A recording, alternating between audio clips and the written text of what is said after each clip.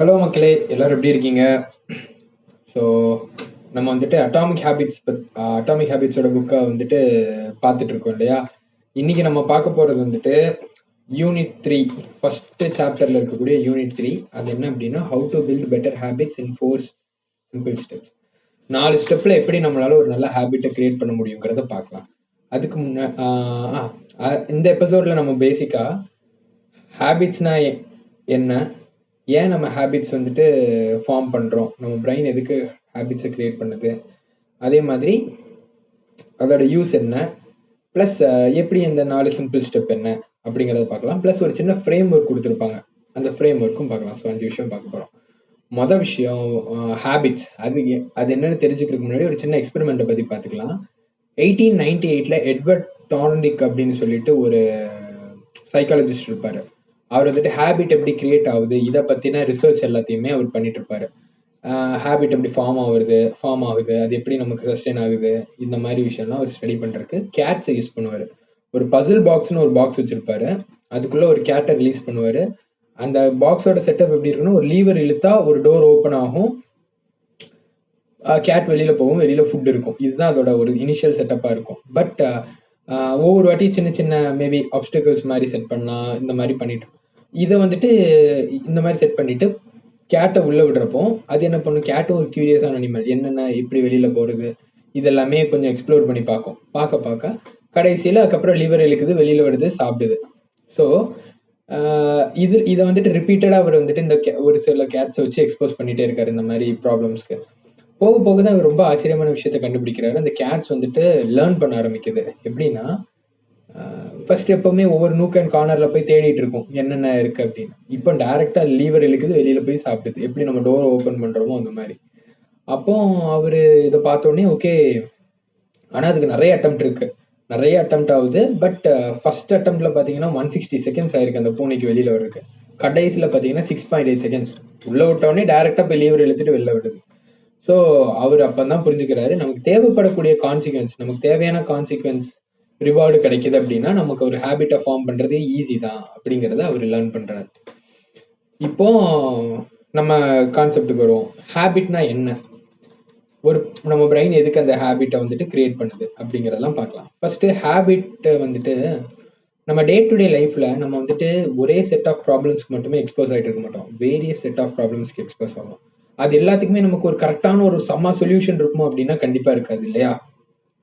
ஒவ்வொரு புது ப்ராப்ளம்க்கும் நம்ம வந்து நிறைய ட்ரையல் அண்ட் எரர்ல யோசிப்போம், நிறைய ஆங்கிள் திங்க் பண்ணுவோம், நிறைய இன்ஃபர்மேஷனை ப்ராசஸ் பண்ணுவோம், நிறைய டெசிஷன்ஸ் வந்துட்டு மேக் பண்றதுக்கு டைம் எடுத்துப்போம். இந்த டைம்லலாம் நம்ம பிரெயினோட ஆக்டிவிட்டி ரொம்ப ஹைட்டா இருக்கும், ரொம்ப ஹைட்டண்டா இருக்கும், ரொம்ப ஆக்டிவா இருக்கும். அதுக்கப்புறம் நமக்கு வந்துட்டு அந்த யோசனை அவ்வளோ தாட்ஸ்லாம் முடிச்சுட்டு அதுக்கப்புறம் நமக்கு வந்துட்டு ஒரு சொல்யூஷன் கிடைச்சுன்னா ஓகே பேம், நமக்கு தேவையான நமக்கு ஒரு ப்ராப்ளம்னா இதுதான், இந்த இந்த செட் ஆஃப் ஸ்டெப்ஸ் எல்லாம் பண்ணா நம்ம இதுல இருந்து வெளியில வந்துடலாம் அப்படிங்கிறத நம்ம பிரெயின் மேப் பண்ணி வச்சுக்கோம். இல்லை அப்படின்னா அடுத்து திரும்ப ரீலேர்ன் பண்ணும், வேற என்ன பண்ணலாம். இதை எப்படி எக்ஸாம்பிளா சொல்லலாம்னா, சில பீப்புள் இருப்பாங்க, ரொம்ப ஸ்ட்ரெஸ் ஆயிடுச்சு அப்படின்னா ஒரு கொஞ்சம் பிசிக்கல் ஆக்டிவிட்டி இல்லைன்னா ஏதாவது ஒரு ஜிம்முக்கு போறது இல்லைன்னா ரன்னிங் போறதெல்லாம் அவங்களுக்கு ரொம்ப சில டைம் அது அப்படியே காம் ஸ்டேட்டுக்கு கொண்டு வரும். இது வந்துட்டு அவங்க வேரியஸ் ஆஃப் சிச்சுவேஷன்ஸ்ல வேரியஸ் திங்ஸை எக்ஸ்ப்ளோர் பண்ணியிருப்பாங்க. சில டைம் ஏதோ ஓகே மைண்ட் அப்செட்டா இருக்கு, சரி ஏதோ ஜிம்முக்கு போவோம், ஏதாவது ஆக்கப்பூர்வமா ஒன்னாவது பண்ணுவோம் அப்படிங்கிற மாதிரி உள்ள போயிருப்பாங்க. ஒர்க் அவுட் பண்ணி முடிச்சோடனே பண்ணோடனே கொஞ்சம் உடம்பு நல்லா ரிலாக்ஸ், ஐ மீன் லைக் மைண்டு கொஞ்சம் ரிலாக்ஸா இருக்கு, ஸ்ட்ரெஸ் கம்மியா இருக்குங்கிறத அவங்க ரியலைஸ் பண்ணலாம். அப்போ போக போக நம்ம பிரெயின் சொல்லுவோம், ஓகே உனக்கு ஸ்ட்ரெஸ் இருக்கா, டேரக்டா ஜிம்முக்கு போ, உன் பாட்டு ஒர்க் அவுட் பண்ண, யூ வில் ஃபீல் பெட்டர் அப்படிங்கிற ஒரு இன்ஃபர்மேஷனை நமக்கு சப்கான்ஷியஸா நமக்கு மேப் பண்ணி விட்டுரும். ஸோ அந்த ஹேபிட் வந்துட்டு ரொம்ப ஆட்டோமேட்டிக்காக இருக்கு, சான்சஸ் வந்துட்டு ரொம்ப அதிகமா இருக்கும். அதே மாதிரி இந்த ஹேபிட்ஸ் இருக்கு இல்லையா, இது வந்துட்டு என்ன அப்படின்னா நமக்கு டே டு டே லைஃப்ல அன்னெசரியா இருக்கக்கூடிய நம்மளோட டைம், யோசிக்கிற டைம் எல்லாத்தையும் கம்மி பண்ணிட்டு இந்த மாதிரி ஒவ்வொரு ப்ராப்ளம் வருதுன்னு வச்சுக்கோங்களேன், அதுக்கு ரெடியா ஒரு சொல்யூஷன், பெஸ்டான ஒரு ஐடியல் சொல்யூஷன் என்னங்கிறத நம்ம கான்ஸ்டன்டா நிறைய விஷயத்துல எக்ஸ்போஸ் ஆகி லேர்ன் பண்ணி வச்சிருப்போம். அது எல்லாமே நமக்கு ஒரு ஹேபிட்டா மைண்ட்ல வந்துட்டு மேப் ஆயிரும். அது எவ்வளவு ரொம்ப ஆட்டோமேட்டிக்கா இருக்கும். அது வந்துட்டு நம்ம ஒவ்வொரு வாட்டி யோசிச்சு பண்ணணுங்கிறதே இருக்கிறதில்ல. இது மூலமா என்ன பெனிஃபிட் அப்படின்னு பாத்தீங்கன்னா, இப்போ ஒவ்வொரு சின்ன சின்ன விஷயம் நம்ம டே டு டே டாஸ்க்ஸ்க்குமே ரிப்பீட்டடா பண்ணக்கூடிய டாஸ்க்ஸுமே யோசிச்சுட்டு இருக்கோம். அப்படி இப்படி யோசிக்கிறோம்னா நம்ம பிரெயின் எப்பவுமே வேற விஷயம் திங்க் பண்றதுக்கு ஸ்பேஸ் கம்மியா இருக்கும் இல்லையா? ஸோ இந்த ஹேபிட்ஸ் நம்ம பிரெயின் மேக் பண்ணி வைக்கிறதுனால ரிடனண்டா ரிப்பீட்டடா இருக்கக்கூடியது இந்த ப்ராப்ளம் இதான்ப்பா அப்படிங்கிறதுலாம் ஒரு ஃப்ளோல போயிடும். நம்ம கிட்ட இருக்கக்கூடிய ஃப்ரீ டைமை நம்ம இன்னும் வேற கிரியேட்டிவான ஒரு சில வெஞ்சர்ஸ்க்கு நம்ம யூஸ் பண்ண முடியும். ஸோ இன்னொன்று என்ன அப்படின்னா, இந்த ஹேபிட்ஸ் வந்துட்டு ஓகேப்பா நீ சொல்ற ஓகே ஹேபிட் எப்படின்னு என்னன்னு புரிஞ்சுட்டு ஹேபிட் எப்படி எதனால நமக்கு யூஸ் ஆகுதுன்னு தெரிஞ்சிருச்சு. இப்போ நான் வந்துட்டு எப்பவுமே என்னோட எல்லா விஷயத்தையுமே ஒரு ஹேபிட்டா செட் பண்ணி வச்சேன்னா நான் ஏதோ ஒரு வாழ்க்கையை வந்துட்டு ஒரு ஒரு வட்டத்துக்குள்ள அடைச்ச மாதிரி இருக்காதா? எனக்கு அந்த ஸ்பான்டேனியஸான ஒரு விஷயமே இருக்காது, புது விஷயமே இருக்காது அப்படின்னு சில பீப்புள் அவங்க ஃப்ரீடம் லாஸா இருக்க வாய்ப்பு இருக்குமாங்க. பட் ஆனா நல்லா யோசிச்சு பாருங்க, ஹேபிட்ஸ் யார் யாருக்கெல்லாம் நல்லா இருக்குதோ அதுதான் ஒரு கோட்லயே சொல்லுவாங்க என்னன்னா, the only free person is the disciplined one. அதாவது டிசிப்ளின்டா இருக்கிறவன் தான் உண்மையிலேயே ஃப்ரீயா இருப்பான், ஃப்ரீடம் அவனுக்கு இருக்கும். ஏன்னா அவனுக்கு என்ன ஒரு பெட்டரான ஒரு பாத் இருக்குன்னு தெரியுது. அவன் அதுக்கு வந்துட்டு இப்போ அன்டிசிப்ளின்டா இருக்கிறது வந்துட்டு இன்டிசிப்ளின் பிரச்சனையே இருக்கிறது இல்லையா? இப்போ வந்துட்டு நான் ஓகே டயட் இருக்கணும், அதுக்கு பதிலாக ஒரு ஒரு ஃபிட்னஸே வச்சுக்கோமே, ஒரு நல்ல உடம்பு ரெடி பண்ணணும்னா டயட் இருக்கணும், நல்லா ஒர்க் அவுட் பண்ணணும், தண்ணி நல்லா குடிக்கணும், இந்த மாதிரி ஒரு நல்ல டிசிப்ளின்டான ஒரு ஃபேக்டர்ஸ் எல்லாத்தையோட அவுட்புட் தான் நமக்கு ஒரு தேவைப்படக்கூடிய அந்த நம்மளோட எண்டான ஒரு டிசைர்டு ஃபிசிக். இப்போ எப்படி வேணாலும் இருக்கலாம், இன்டிசிப்ளின்டா இருக்கலாம் அப்படின்னா நம்மளால அந்த அதை அச்சீவ் பண்ண முடியாது இல்லையா? அதை தான் இதுல வந்துட்டு ரீஸ்டேட் பண்றாங்க. எப்படி அப்படின்னா இந்த டே டு டே லைஃப்ல இப்போ இதுதான் நம்ம வந்துட்டு இதுல சொல்ல வராங்க. எப்படின்னா டே டு டே லைஃப்ல இப்போ ஒரு நல்ல ஃபினான்ஷியல் ஹேபிட்ஸ் இருக்குன்னு வச்சுக்கோங்களேன், அந்த பர்சனுக்கு வந்துட்டு ஃபினான்ஷியல் ஃப்ரீடம் நோக்கி போவாங்க. அதே மாதிரி நல்ல ஹெல்தியான ஹேபிட்ஸை மெயின்டைன் பண்ணாங்கன்னா அவங்க ஹெல்தி ஸ்டேட்டை நோக்கி போவாங்க. இது இல்லை அப்படின்னா அது அப்படியே ஆப்போசிட்டா அவருக்கு வாய்ப்புகள் இருக்கலாம் இல்லையா? அதை தான் இதுல சொல்ல வருவாங்க. இப்போ நம்ம அடுத்து என்ன பார்க்கலாம் அப்படின்னா 4 ஸ்டெப்ஸ். முதல்ல ஒரு ஹேபிட்டை கிரியேட் பண்றதுக்கு தேவைப்படக்கூடிய 4 ஸ்டெப்ஸ் என்னங்கிறத நம்ம பார்க்கலாம். Cue, craving, response, reward. இந்த 4 விஷயம் இருந்தாதான் நாளைத்தையும் தான் ஒரு ஹேபிட் லூப்னு சொல்லுவாங்க. இது இல்லைன்னா நம்மளால இதுல ஒண்ணு மிஸ் ஆனா கூட நம்மளால ஒரு ஹேபிட்டை சஸ்டெயின் பண்ண முடியாது, கிரியேட் பண்ண முடியாது. என்னங்கிறத பார்க்கலாம். கியூ அப்படின்னா நமக்கு ஏற்படக்கூடிய ஒரு ட்ரிகர். ஒரு எக்ஸாம்பிளுக்கு ஸ்ட்ரெஸ் ரொம்ப அதிகமாயிடுச்சுப்பா, ஏன்னா வந்துட்டு ரொம்ப ஓவர் வெல்டா இருக்கேன், எனக்கு என்ன பண்ணுறது தெரியல அப்படிங்கிறது கியூ ப்ராப்ளம். அதுக்கு கிரேவிங்னா என்ன அப்படின்னா ஓகே ஸ்ட்ரெஸ் அதிகமா இருக்கு, நீ பேசாம நம்ம இதுக்கு முன்னாடி ஓடி இருப்போம்னு வச்சுக்கோங்களேன், நம்ம பிரெயினுக்கு ஒரு மேப் தெரியும், ஓகே ரன் பண்ணா நீ பெட்டரா ஃபீல் பண்ணுவ, நீ ஏன் ரன் பண்ணக்கூடாதுங்கிற ஒரு மோட்டிவேஷனை கொடுக்கும் கிரேவிங். அந்த கிரேவிங் தான் நமக்கு வந்துட்டு ஒரு டிரைவிங் ஃபோர்ஸை கிரியேட் பண்ணும். ரெஸ்பான்ஸ் என்ன பண்ணும் அப்படின்னா நம்ம பண்ணக்கூடிய ஆக்ஷன் ஓடுறது வந்துட்டு ரெஸ்பான்ஸ் வச்சுக்கலாம். ரிவார்டு அது மூலமா நம்ம கிடைக்கக்கூடிய ஸ்ட்ரெஸ் அப்படியே லோவர் ஆகக்கூடிய ஃபீலிங் பெட்டர், இந்த மாதிரி ஒரு சில ஃபேக்டர்ஸ் எல்லாமே நமக்கு ரிவார்டா நமக்கு கிடைக்கும்.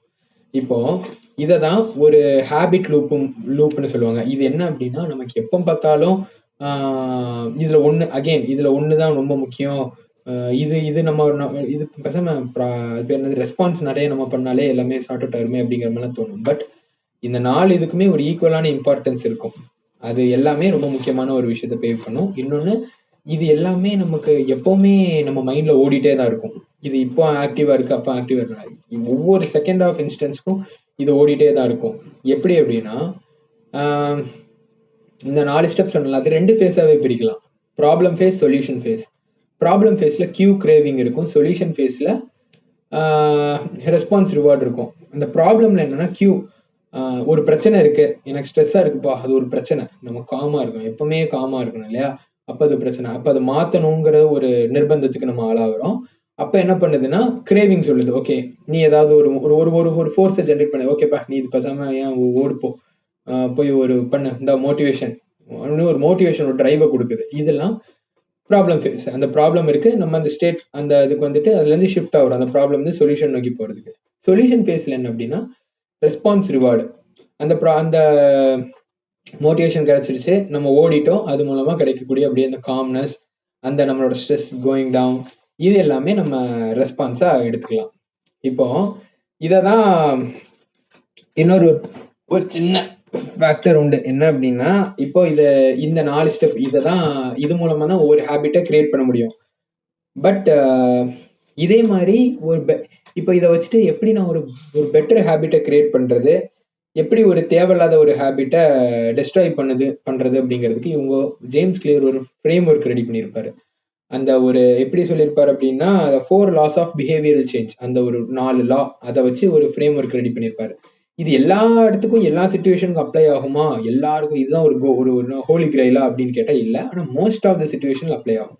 இது அப்ளை பண்றப்போ நமக்கு some improvements will be there for sure. ஒண்ணுமே இல்லாம இருக்கணும்னு நம்ம பார்க்க முடியாது. ஏன்னா நான் அதை வாசிக்கிறேன், இதுல நீங்க பாக்குறப்போ உங்களுக்கே தெரியும், ஓகே இதை நம்ம ட்ரை பண்ணி பார்ப்போம். இன்னொன்னு நம்மள அறியாமே நிறைய பேர் இதை பண்ணிட்டு தான் இருப்போம். பட் நமக்கு அதோட சயின்ஸ் என்னங்கிறது தெரிஞ்சிருச்சுன்னா நம்ம ஃபாலோ பண்ணலாம் இல்லையா? ஐ மீன் லாஜிக் என்னன்னு தெரிஞ்சிட்டுனா. இதுல என்னன்னா 4 ஸ்டெப் சொல்லியிருக்காங்களே, அந்த 4 ஸ்டெப் தான். இப்போ ஹேபிட்டை கிரியேட் பண்றது எப்படி, பேட் ஹேபிட்ஸை நம்ம டெஸ்ட்ராய் பண்றது எப்படின்னு பார்க்கலாம். ஃபர்ஸ்ட் ஒரு நல்ல ஹேபிட்டை கிரியேட் பண்ண அதுக்கு ஒரு 4 லா இருக்கு. என்ன அப்படின்னா அதுலயும் ஃபர்ஸ்ட் இந்த 4 ஸ்டெப் என்னன்னா கியூ, கிரேவிங், ரெஸ்பான்ஸ், ரிவார்ட். அந்த கியூங்கிறது இடத்துல அந்த ட்ரிகர் இல்லையா, அந்த ட்ரிகரை வந்துட்டு மேக் இட் ஆப்வியஸ் அப்படிங்கிறாங்க. Make it obvious, make it clear. அது வந்துட்டு ஓகே ஸ்ட்ரெஸ்ஸா இருக்கு, எனக்கு ஸ்ட்ரெஸ்ஸா இருக்குங்கிறத ரியலைஸ் பண்ணிடுறேன், நான் ஸ்ட்ரெஸ்ஸை காம் பண்ணணும் அப்படிங்கிறத நம்ம முதல்ல ஒரு தெளிவான ஒரு ஐடியாவில் இருக்கணும். நமக்கு அதை எப்படி ஹேண்டில் பண்ண தெரியுமோ, குழப்பமா இருந்தாலும் ஒர்க் அவுட் ஆகுது இல்லையா, எனக்கு ஸ்ட்ரெஸ்ஸை காம் பண்ணுங்கிறத தெளிவு பண்ணிக்கணும். அப்புறம் கிரேவிங்ல என்னன்னா மேக் இட் அட்ராக்டிவ். இப்போ ஓடுறோம், ஓகே நம்ம வந்துட்டு இப்போ நம்ம ஓடுறப்போ நம்ம செமையா இருப்போமா அப்படின்னு கேட்டா எல்லாரும் எப்படின்னு எனக்கு தெரியல. பட் ஏன் நம்ம ஓடுறோம், அதோட அட்வான்டேஜஸ் எல்லாம் என்ன அப்படிங்கிறத நம்ம வந்து நமக்குள்ளேயே சொல்லிக்கிட்டோம்னா ஓகே கார்டியோ ரெஸ்பிரேட்டரி கண்டிஷனிங் நல்லா இருக்கும், மசில்ஸ் கண்டிப்பா என்டியூரன்ஸ் நல்லா பில்ட் ஆகும், இந்த மாதிரி நிறைய விஷயம் கொஞ்சம் ஓகே ஸ்ட்ரென்த் இருக்கும் கண்டிப்பா, ரொம்ப ஐ மீன் டிராஸ்டிக்கான ரன்னிங்ல ஒரு லெக் மசில்ஸ்லாம் கொஞ்சம் ட்ரெயின் ஆகும் அப்படிங்கிற மாதிரிலாம் நம்ம நல்ல நல்ல விஷயங்கள்லாம் நம்ம சொல்லிக்கிட்டோம்னா அது ஒரு அட்ராக்டிவ் ஹேபிட்டா இருக்கும். அதே மாதிரி ரெஸ்பான்ஸ், மேக் இட் ஈஸி. இப்போ எக்ஸாம்பிளுக்கு நான் வந்துட்டு ரன்னிங் போகணுன்னாலே நான் ஒரு 5 கிலோமீட்டர் தாண்டி தான் கிரவுண்ட் இருக்கு அப்படின்னா ரொம்ப கஷ்டமா இருக்கு இல்லையா? அப்போ முடிஞ்ச அளவு ஓகே நான் இந்த பக்கத்துல 4 தெருவு சுத்தி ஓட போறேன், அந்த மாதிரி நம்ம வந்துட்டு அதை சிம்பிளா ஈஸியான ஒரு விஷயமா நம்ம ஃபாலோ பண்றதுக்கு ஐ மீன் செட் பண்றதுக்கு முயற்சி பண்ணணும். அதே மாதிரி ரிவார்ட் வந்துட்டு என்னன்னா மேக் இட் சாட்டிஸ்ஃபைங் அப்படிங்கிறாங்க. அதாவது ரன் பண்ணி முடிக்கிறப்போ ஆப்வியஸா நமக்கு என்ன ஸ்ட்ரெஸ் ரொம்ப கம்மியாகும், கொஞ்சம் நல்லா ஒரு ஒரு ஒரு மைண்ட் கிளியர் ஆகும், இதே மாதிரிலாம் இருக்குல்ல. ஸோ அது நமக்கு ஒரு சாட்டிஸ்ஃபைங்கான ஃபீல் கண்டிப்பாக நமக்கு கொடுக்கும்.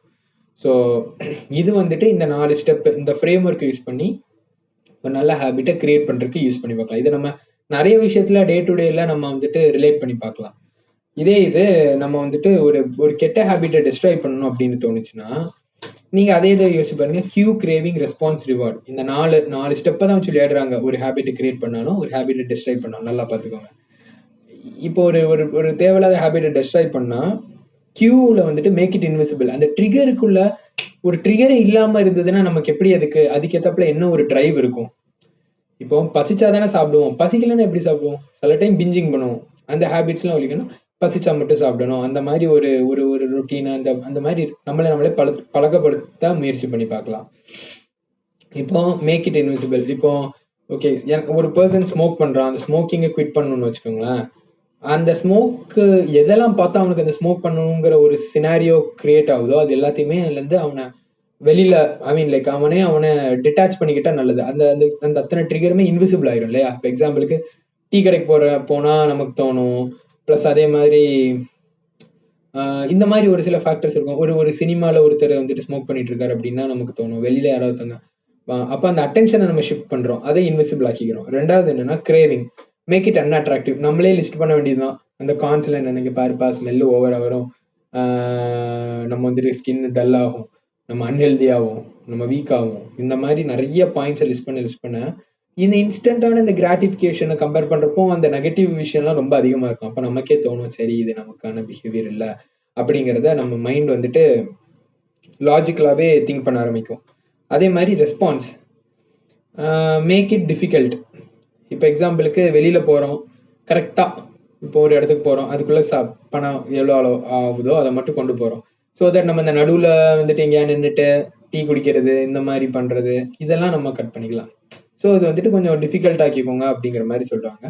கடைசி ஸ்டெப்பு பார்த்தீங்கன்னா மேக் இட் அன்சாட்டிஸ்ஃபைங். அகைன் இதில் நம்ம சொல்லலாம் அகைன் ஸ்மோக் பண்ண உடனே இன்ஸ்டண்ட்டாக கொஞ்சம் நல்லா இருக்கும். பட் ஓவர் த டியூரேஷனில் பார்த்தீங்கன்னா நம்ம ரொம்ப டல்லாக ஃபீல் பண்ணுவோம். அது இருந்தால் மட்டும்தான் நம்ம கொஞ்சம் ஆக்டிவ் ஒரு ஸ்பைக் இருக்கிற மாதிரி இருக்கும் நம்ம சைக்கலாஜிக்கலாக. அப்படிங்கிற மாதிரிலாம் உள்ள ஃபேக்டர்ஸ்லாம் நம்ம நல்லா ரீசன் அவுட் பண்ணாலே ஆப்வியஸாக அது வந்துட்டு ஒரு அன்சாட்டிஸ்ஃபைங்காக ஆயிரும். இதை தான் அந்த ஒரு ஃப்ரேம் ஒர்க்காக ஜேம்ஸ் கிளியர் வந்துட்டு டிஃபைன் பண்ணியிருப்பாரு.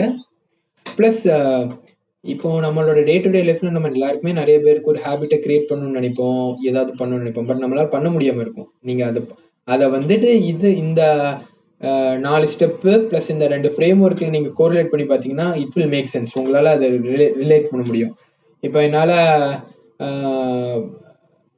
ஸ்ட்ரெஸ்ஃபுல்லாக இருக்கு, என்னால் இப்போ அந்த ஸ்ட்ரெஸ்ஸை ஹேண்டில் பண்ண முடியல, நான் என்ன பண்ணேன்னு தெரில அப்படின்னு ஒருத்தங்க இருந்தாங்கன்னா அவங்க அந்த ரன்னிங்கு, மெடிடேஷன் இந்த மாதிரி விஷயத்துக்கு எக்ஸ்போஸ் ஆகிருக்க மாட்டாங்க.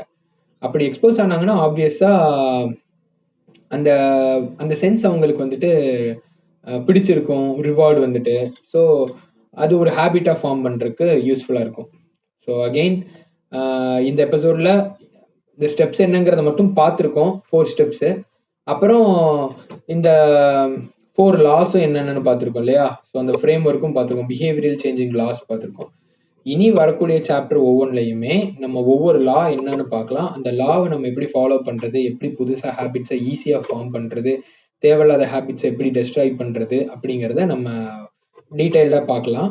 அதே மாதிரி இந்த வீடியோ பார்த்துட்டு இருக்கிற ஒவ்வொரு பர்சனுக்கும் நான் சொல்கிறேன், you all guys are unique. உங்கள் எல்லாராலையும் இந்த உலகத்தில் ஒரு நல்ல பாசிட்டிவான ஒரு இம்பாக்டை ஏற்படுத்த முடியும். பட் அதை நம்ம டே டு டேல நம்ம வந்துட்டு அந்த ஒரு பவர் நம்மக்கிட்ட இருக்குங்கிறத நம்ம அவேராக இருக்கோமா அப்படின்னா நிறைய கொஸ்டின் மார்க் தான். So yes, you matter and whatever you do that really will have an impact in the world. அந்த நம்மளோட உலகத்தில் நம்ம பண்ணக்கூடிய ஒவ்வொரு செயல்லையும் ஏதாவது ஒரு தாக்கம் இருக்கும். முடிஞ்ச அளவு அது நல்ல தாக்கமாக இருக்கிறதுக்கு நம்ம முயற்சி பண்ணி பார்க்கலாம். So have a great day guys. நாளைக்கு நம்ம அடுத்த எபிசோட்ல கேட்ச் அப் பண்ணலாம். பை.